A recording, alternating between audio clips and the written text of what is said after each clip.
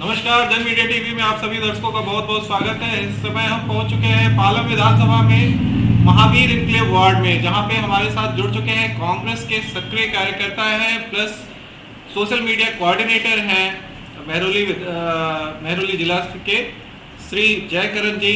और आइए इनसे हम जानते हैं कि कौन से ऐसे प्रमुख मुद्दे हैं जिसपे कांग्रेस इस बार इस वार्ड में उतरने जा रही है। उससे पहले भी हम ये समझेंगे कि इनका राजनीतिक कैरियर कैसे स्टार्ट हुआ, कैसे कांग्रेस में इन्होंने ज्वाइन किया। नमस्कार जयकरण। नमस्कार जी। नमस्कार मिश्रा जी। जयकरण जी, क्या सोच थी आपको कांग्रेस ज्वाइन करने की और कब आपने राजनीति ज्वाइन करी? सर देखो, 2012 के अंदर में यहाँ से अपने पालम के अंदर स्कूल होता है बागवाला सरकारी स्कूल से 12वीं 12th करते हैं। उसके बाद हमारा जो मूड बनता है जाके दिल्ली यूनिवर्सिटी में एडमिशन लेते हैं। वहाँ पे देखते हैं कि चहलकदमी में बड़े बड़े पोस्टर लगे होते हैं। कोई एनएसयूआई से लड़ता है, कोई एबीपी का नाम, दो ही पार्टियां होती थी, NSUI national student union of India जो एक छात्र विंग है कांग्रेस का, और जो अखिल भारतीय विद्यार्थी परिषद बीजेपी का। तो हमारा जो शुरुआती जो ज्वाइन हुआ वो एनएसयूआई से हुआ। उसमें सबसे पहले हमने चुनाव लड़ा, वहाँ पे सेंट्रल काउंसिल का चुनाव होता है कॉलेज लेवल का, उसमें हम जीते। फिर 2012 में हम रामलाल आनंद कॉलेज से प्रेसिडेंट बने। उसके बाद हम विभिन्न पदों पर रहे अपने एनएसयूआई के अंदर। फिर हम यूथ कांग्रेस में आ गए और धीरे धीरे करते आगे अब मेन कांग्रेस में श्री अनिल चौधरी जी के नेतृत्व में जिला महरौली के कोऑर्डिनेटर सोशल मीडिया के। तो सर इस प्रकार से हमारे कैरियर की शुरुआत हुई राजनीतिक। वो तो बहुत लंबी बातें हो जाएंगी राजनीतिक कैरियर, और बहुत लोगों के लिए आंदोलन किए, छात्रों के लिए आंदोलन किए, और आज छात्र राजनीति से करते करते यूथ कांग्रेस के वहाँ पे रायसीना रोड से करते करते आज हम अपने क्षेत्र में आ चुके हैं, जनता के बीच में आ चुके हैं। यहाँ पे जो समस्याएं हैं, जो मुद्दे हैं, जो क्षेत्र के लोगों से जुड़े हुए मुद्दे हैं, उनको उठाने का काम करते हैं सोशल मीडिया पे। हम आपको सोशल मीडिया हैंडल दे देंगे, हमने क्या क्या मुद्दे उठाए और किन किन मुद्दों को सोल्व किया है। जी, अगर हम मुद्दों की ही बात करें तो इस बार एमसीडी में केजरीवाल अपना प्रभुत्व दिखाने की कोशिश कर रहे हैं। प्रचार उनका जोर शोर से है। बीजेपी ऑलरेडी अपने आप को पूरी तरह से फोकस कर चुकी है, बताती है कि 15 साल से पिछले 15 सालों से एमसीडी में उनका कब्जा है। कांग्रेस अपने आप को कैसे देख रही है, कैसे आप इस वार्ड को देखेंगे कि कांग्रेस अपने आप को अपना प्रभुत्व इसमें जमा पाए? देखो, एमसीडी बोले तो जो एमसीडी की जो छवि हुई है इतनी धूमिल हो चुकी है पिछले 15 साल में, जब से बीजेपी शासित जो एमसीडी चल रही है। एमसीडी बोले तो महाचोर डिपार्टमेंट, जो एक माफियाओं का डिपार्टमेंट हो चुका है, जिसके अंदर तमाम जो पार्षद है पूरी दिल्ली के अंदर जो माफियागिरी करते हैं, जो कोई छोटा मकान बनाता है, 25 गज का मकान बनाए, 50 गज का मकान बनाए, कोई अपनी दुकान बनाए, जिस प्रकार से पैसे की जो लूट मचाई है इन लोगों ने, एक एक लेंटर से 50,000 रुपए, लाख रुपया, जो इनके जो लोग, इनके कर्मचारी या जो अधिकारियों के तरीके से जिस प्रकार से पैसा ये लोगों से, आम जनता से लूटते अपने जो रहने का मकान बनाता है। तो कहते हैं कि जो अड्डा बन चुका, भ्रष्टाचार का अड्डा बोले तो एमसीडी एक ऐसा भ्रष्टाचार का अड्डा बन गया। उसको 15 साल में इन्होंने इस एमसीडी डिपार्टमेंट को बिल्कुल धूमिल कर चुके हैं, और इसकी अब की बार हवा के बिल्कुल बदलाव की हवा है और ये होके रहेगी। रही एमसीडी में हम केजरीवाल जी के बारे में, अपने केजरीवाल जी ताल ठोक रहे हैं, बिल्कुल ठोक रहे हैं। केजरीवाल जी तो ताल ठोक रहे थे कि मैं चाहता हूं कि पंजाब एक अलग देश बन जाए, उसका मैं मुख्य प्रधानमंत्री बन जाऊं। तो केजरीवाल का कहना क्या, जो कहता था कि हमारे पास पैसा नहीं है, हम पोस्टर, आज आप देखो कि पूरी दिल्ली के अंदर गया, मैं अपने वार्ड की बात करूं, जितने भी तमाम इनके लोग हैं जो टिकटाती हैं, भाई साहब पूरी की पूरी दीवारें, खंबे, मकानों पे, खंभों पे होल्डिंग, पोस्टरबाजी, छोटे छोटे पोस्टर चिपका के इन्होंने गंदगी फैलाने का जो काम किया। इतने एक अब की बार एमसीडी में केजरीवाल, भैया ठीक है मान लिया, एमसीडी में केजरीवाल मान लिया, एक नहीं एक ने कल चिपकाया, फिर दूसरा। इनके लोग आपस में इस तरह से चिढ़ रहे हैं कि जैसे ये पोस्टरबाजी लगाने से ये नेता बन जाएंगे, कि पोस्टर लगाने से ये पार्षद बन जाएंगे। हम जनता सेवा कर रहे हैं, जन सेवा ऐसी होती है क्या? आप जनसेवा इस प्रकार से करोगे कि लोगों के पोस्टर लगा लगा के दीवारों पे, खंभों पे, या किसी सरकारी बिल्डिंग पे आप पोस्टर लगा के आप नेता बन जाएंगे? जनता के बीच में उतरना पड़ता है, जनता के दिलों में कूदना पड़ता है। जब कोरोना जैसी महामारी चल रही थी उस टाइम पे बीजेपी और आम आदमी पार्टी के एक नेता नहीं दिखाई दिया इन्होंने। कहाँ थे आप लोग उस टाइम पे? अरे जब लोगों की घरों के गली गली में लाश गिर रही थी, जब लोग तड़प रहे थे, कोई ऑक्सीजन के लिए तड़प रहा था, कोई रेमडेसिविर की टिक्के के लिए तड़प रहा था, किसी को बेड नहीं मिल रहा था, तब लोग कहाँ थे ये बीजेपी वाले लोग, या फिर ये जो श्री अरविंद केजरीवाल वाले लोग? एक चीज बताओ ना जी। तो जी, मैं जयकरण जी, आपने प्रमुख मुद्दे बताया कैसे केजरीवाल जी का जो प्रचार है, एक आदमी प्रचार करता है, दूसरा आदमी और पीछे से प्रचार कर रहा है। एमसीडी में आपने भ्रष्टाचार की बात कही। अगर हम बात करें विगत कोरोना वर्ष की, आपने कोरोना पे भी क्वेश्चन उठाया, किस तरह से आप लोग जनता के बीच में पहुंचे और अपने कार्यों को आपने सिद्ध किया? देखो 2020 के अंदर श्री अनिल चौधरी जी को मार्च के महीने में प्रदेश अध्यक्ष बनाया जाता है एकदम, और एकदम उनके जिम्मेदारी दी जाती है कि आप कांग्रेस के प्रदेश अध्यक्ष, और श्री अनिल चौधरी जी जब प्रदेश अध्यक्ष बनते हैं तब कोरोना की एंट्री हो जाती है। फिर हमारे जो उस टाइम पे यूथ कांग्रेस के राष्ट्रीय अध्यक्ष श्रीनिवासन जी होते, बीवी श्रीनिवासन जी, इन दोनों ने जो दिल्ली के अंदर कार्य किया, आपने देखा होगा ट्विटर पे लोग मदद मांग रहे हैं श्री अनिल चौधरी जी से और श्रीनिवास जी से, लोगों को मदद दे रहे हैं, कोई सिलेंडर मांग रहा है, कोई रेमडेसिविर के टीके मांग रहा है, कोई बेड मांग रहा है, और हमने कम से कम नहीं तो 150 से ज्यादा रसोई दिल्ली प्रदेश कांग्रेस कमेटी के द्वारा चलाई गई, और यूथ कांग्रेस के द्वारा जितनी रसोई चलाई गई, मेन कांग्रेस के द्वारा रसोई चलाई गई, गरीब लोगों को, चाहे उनको बॉर्डर पर जो हमारे दिल्ली के अंदर जो उत्तर प्रदेश के, बिहार के, पश्चिम बंगाल के, झारखंड के जो गरीब मजदूर थे, उन लोगों को इन्होंने गाड़ियां तक नसीब नहीं दी। ये कहते हैं कि गरीब लोगों को हवाई जहाज में बैठाएंगे, हम जो नंगे पैर चलते हैं चप्पल वालों को हवाई जहाज में बैठाएंगे। अरे भाई साहब, आप लोगों ने बसें भी नसीब नहीं होने दी मजदूरों को, लोग तड़प तड़प के मर गए, सैकड़ों लोग चलते चलते मर गए, माताएं बहनें, छोटे छोटे बच्चे जिनके पैरों में चप्पल तक नसीब नहीं हुई। अरे ये कहते हैं इनको हवाई जहाज में बैठाएंगे। पता लग गया था कोरोना काल में बीजेपी और आम आदमी पार्टी एक अफवाह फैलाता है कि दिल्ली से निकल जाओ, एक बसें नहीं दे रहे, लोग तड़प तड़प के गए। लोगों की एक एक चीज याद है आज, कोरोना काल में किस प्रकार के इनके किए गए कार्यों के कारनामे जनता देख रही है। इनके जो पोस्टरबाजी की जो राजनीति है ना, जो इनकी विज्ञापन की राजनीति आम आदमी पार्टी और बीजेपी सिर्फ झूठे प्रचार के ऊपर टिकी हुई है। ये बिल्कुल एक बोलते ना कि थूक का पकोड़ा, ये उस पकोड़े को टिकी हुई सरकार है। आम आदमी पार्टी और बीजेपी जो सरकार है भाई साहब, वो देखा जाए तो सिर्फ विज्ञापन की सरकारें रह गई है। 5 रुपए का काम करते हैं, 10 रुपए का प्रचार कर देते हैं। जी, आपने प्रचार पे उंगली उठाई। मेरा एक क्वेश्चन और आपसे रहेगा कि छठ पूजा का जो समय था, क्योंकि पूर्वांचल का बाहुल्य हो चुका है, हर एक वार्ड में अगर आपको मिलेंगे तो पूर्वांचल के लोग मिलेंगे। छठ पूजा का समय पूर्वांचलों के लिए बहुत कष्टदायक रहा। उस समय क्या स्ट्रैटेजी रही आप लोगों की, कैसे आप लोगों ने उनकी मदद करी, क्योंकि सरकार की तरफ से उस समय कोई मदद नहीं थी?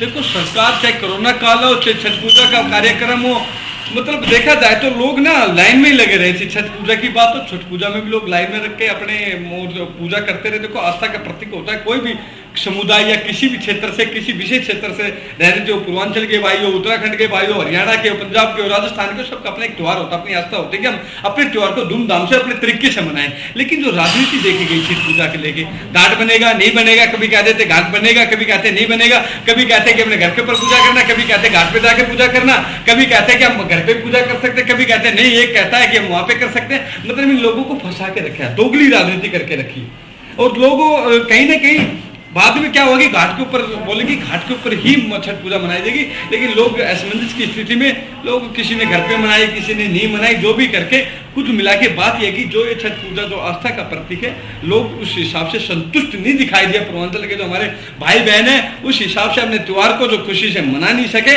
लेकिन जो भी हुआ, अब इसमें राजनीति करना भी कहीं ना कहीं कि नहीं करनी चाहिए, लेकिन करे क्या, जो बीजेपी और आम आदमी पार्टी की जो नूरा कुश्ती है, एक कहता मैं ये कर दूंगा, दूसरा कहता ये नहीं करेगा। जब बात आती है ना, जब लोगों के अच्छे काम की, भलाई की काम आती है, मैं एक बात बताना चाहता हूँ कि एक श्री अरविंद केजरीवाल जी एक मैनिफेस्टो मतलब निकालते हैं कि हम घर घर राशन पहुंचाएंगे। बीजेपी क्या चूड़ियां फोड़ देती है उस टाइम पे जाके, नहीं ये घर घर राशन फैलने वाली ये चीज अच्छी नहीं है। दूसरी तरफ वो तो इसकी योजना फेल होगी। अरविंद केजरीवाल जी कहती है देखो हम गरीब लोगों को राशन देना चाहते हैं, बीजेपी नहीं देना चाहते, मतलब चाहते कि दे। तो दूसरी तरफ जब बात आती है दारू की, जब शराब की नई नीति आती है, जब साइन हो जाते हैं राज्यपाल साहब की वजह से, बीजेपी भी कहती है ठीक है, दारू के तुम नई ठेके खोलो और नई शराब नीति लेके आओ, ताकि दिल्ली के लोग पिए और पड़े सड़कों पर। आज एक दारू की बोतल के पीछे दारू फ्री, अद्दे के पीछे अद्दा फ्री, पौवे के पीछे पौवा फ्री, पेटी के पीछे पेटी फ्री। अरे लोगों के फेफड़े कितनी खराब करोगे क्या? पहले लोगों को आदत डालेंगे दारू पीने की, फिर दारू को महंगी कर देगी। आपको पता है सर, 2019 के अंदर श्री नरेंद्र मोदी जी प्रधानमंत्री बनने से पहले वो क्या बोलते हैं, जियो की सिम लाए थे। जियो फ्री, नेट फ्री, ये फ्री, वो फ्री, कॉल करो कहीं पे भी करो, दुनिया बात करने लगी, दुनिया को लत पड़ेगी भाई फोन पे बात करने की साथ। लेकिन बाद में क्या हुआ, आज देखो ना 250 रुपए के एक महीने के रिचार्ज हो रहा है। इसी प्रकार से दारू की लत लगा के युवाओं को आज देखते स्कूल के बच्चे लाइन में खड़े हैं ड्रेस के अंदर।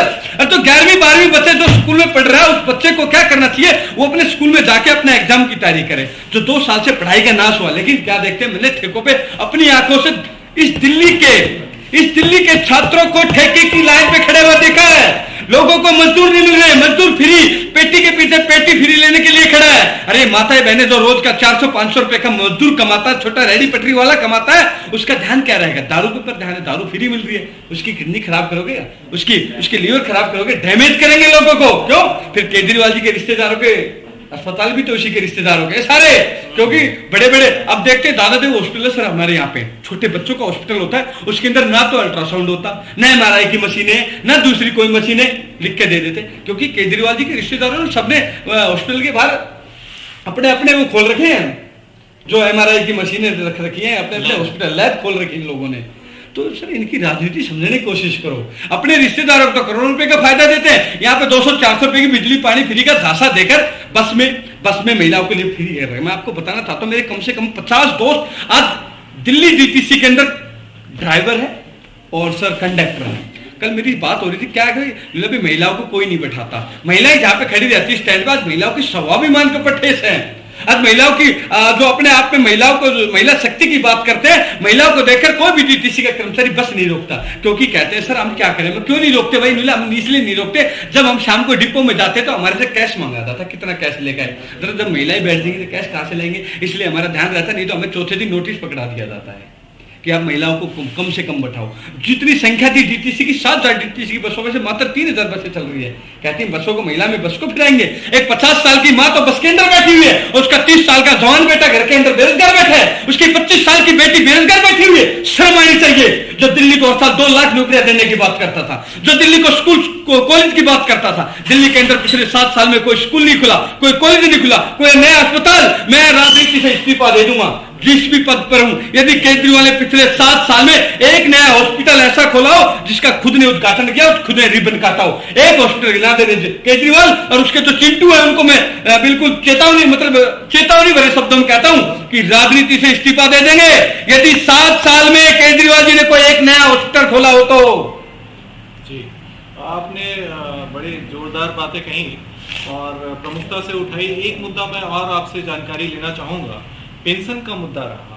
मैं पिछले 2 सालों से वर्कआउट कर रहा हूँ, जो पेंशन का मुद्दा था उस पर मैं आपसे राय जानना चाहूंगा कि कहाँ कमी रह गई।